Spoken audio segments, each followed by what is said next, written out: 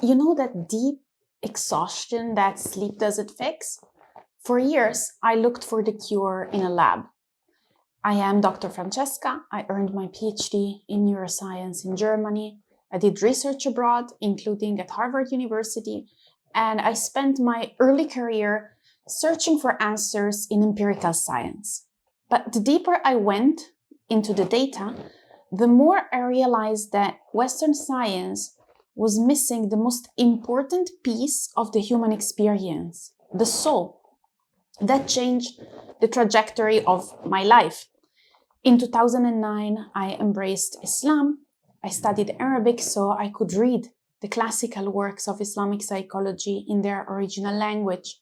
I trained at Cambridge Muslim College and under traditional scholars in the Muslim world. Let's be honest, we're all drowning in anxiety. Maybe we're battling waswasa and numbing the pain by doom scrolling. Or maybe marriages feel fractured, or relationships with parents and children are strained. Maybe someone you love is quietly losing themselves to screens or to addictions.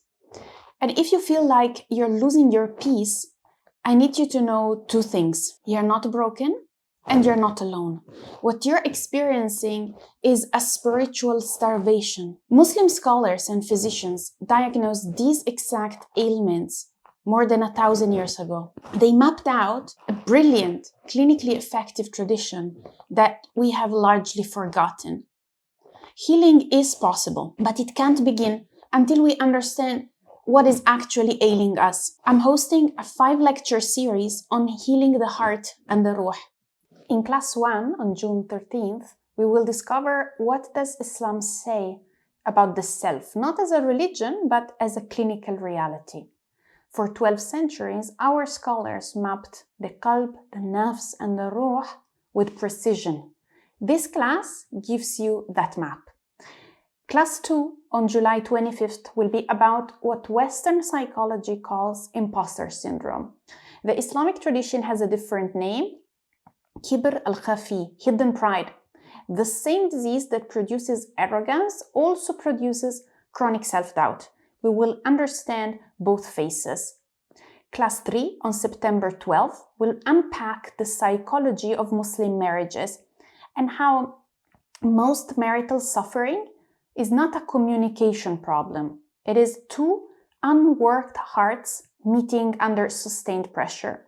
The Quran calls marriage a mithaq, a covenant between two souls. We will look at what that means in practice.